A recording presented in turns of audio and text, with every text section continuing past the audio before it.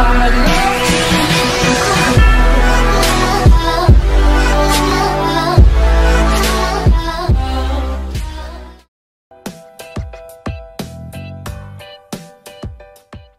à tous, re-bienvenue sur ma chaîne YouTube, Daniel Fournier, et la vidéo du jour, c'est de parler du calcul de nos calories nécessaires et des macros associés.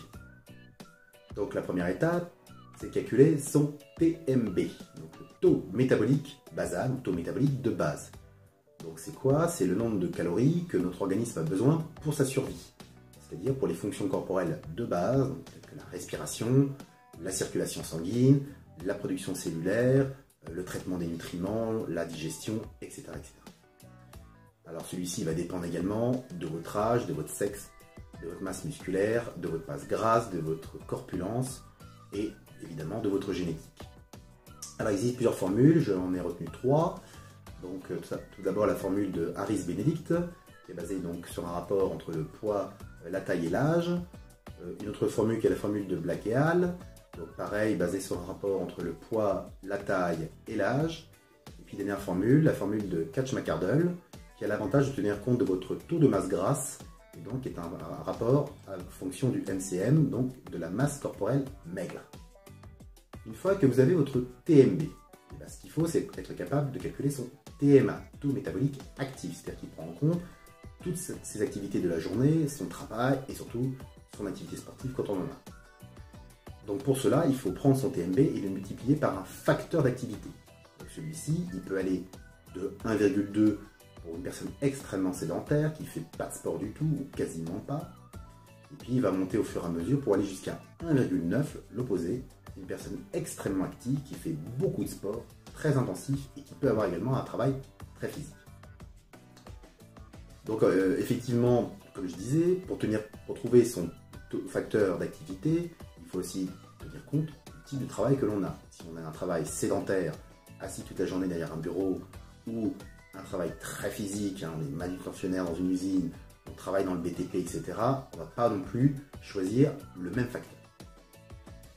À partir du moment où vous avez calculé votre TMA, ce que j'aime bien faire personnellement, c'est de tester pendant 2, 3, 4 semaines pour voir si c'est le bon total de calories, pour voir si je conserve mon poids, si je garde un bon niveau de forme et si mes performances à l'entraînement restent bonnes. À partir de là, il va falloir constituer ces macros. Donc le point de départ, on a tout d'abord les recommandations de l'OMS. L'OMS dit protéines 15% environ, enfin 10 à 15, glucides 55 à 75% et lipides 15 à 30%. Quand on fait du sport, et tout particulièrement de la musculation et du fitness en général, le meilleur ratio de départ, c'est plutôt 30% de protéines, 40% de glucides et 30% de lipides. Et évidemment, ça ce sont des points de départ, il faudra que chacun l'adapte en fonction de ce qui lui réussit mieux et de ses objectifs personnels. À partir du moment où vous allez pouvoir faire tous les calculs de quantité de protéines qui vont bien, en ayant à l'esprit les recommandations, donc avoir un taux de protéines d'environ 0,8 g à minimum par kilo de poids de corps, ça peut aller jusqu'à 1,2 pour un sport d'endurance, et bien au-delà, jusqu'à 2 g et plus pour des sports comme la musculation ou le bodybuilding. Et puis les glucides, pareil, ça peut aller de 1,5 g par kilo de poids de corps au minimum, et puis de 3 à 4 pour un sport léger, jusqu'à 10 voire plus pour des sports très intenses et très réguliers. Et puis les lipides, partez sur une cible de 0,5 à 1 g par kilo, c'est aussi un bon ratio. Alors, comment ça marche? Je vais prendre mon cas personnel. Donc, je fais 1,82 m, j'ai 42 ans et je pèse 101 kg.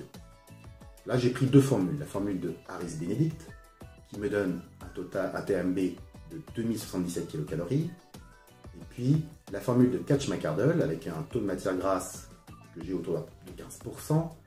Et donc, ça donne un TMB de 2224 kcal. Soit une moyenne de TMB de 2150 kcal. Alors pour choisir mon facteur d'activité, je fais beaucoup de sport, ça c'est sûr, 5 séances d'entraînement de musculation intensive par semaine et également 5 séances de cardio tous les matins à jeun durant ma semaine. Mais en même temps, j'ai un travail très sédentaire parce que je suis assis à un bureau et je travaille sur un ordinateur. Donc j'ai choisi un facteur d'activité moyen de 1,55. Ce qui me donne un TMA 3314 kcal. Alors j'ai testé ce TMA sur plusieurs semaines, et en fait je suis arrivé à un ratio d'équilibre pour moi plutôt autour des 3000 kcal. Et une répartition qui me réussit bien, autour de 35% de protéines, 30% de glucides et 35% de lipides. Alors ensuite, vous allez pouvoir calculer dans le détail vos besoins en protéines, glucides et lipides. Je rappelle, protéines 4 kcal par gramme, glucides c'est la même chose, 4 kcal par gramme, et les lipides c'est 9 kcal par gramme. Alors vous pouvez utiliser des applis qui vous permettent de faire tout ça, mais moi personnellement je me suis fait un simple tableau Excel dans lequel je rentre tout mon programme alimentaire, les quantités, et avec des petites formules simples que j'ai mises dans les cases, ça permet de calculer les quantités de protéines, de glucides, j'ai même divisé simple et complexe, de lipides et les calories, ce qui me donne des totaux. Donc vous voyez bien, je suis autour de 36% en protéines, donc ça me donne 269 grammes de protéines, 27% de glucides, autour de 200 grammes, ce qui n'est pas énorme, et puis 37% de lipides, autour de 120 grammes. Ce qui donne un total environ de 3000 kcal. Voilà, vous voyez, c'est extrêmement simple à faire. Une fois que vous avez calculé le TMA qui vous correspond, et bien après, en fonction de vos objectifs, soit vous voulez prendre de la masse musculaire et vous allez augmenter légèrement les calories au fur et à mesure, soit vous voulez perdre de la matière grasse, sécher, et donc vous allez diminuer légèrement les calories. Il y a des tas de techniques qui existent aussi pour la prise de masse que pour la sèche. Ça, je vous laisse regarder ça par ailleurs. Voilà, vous n'avez plus d'excuses pour ne pas calculer vos besoins en calories et les macros. Vous voyez, c'est très simple. N'hésitez pas à liker si vous avez aimé cette vidéo, abonnez-vous à la chaîne pour les prochaines vidéos et je vous dis à très bientôt.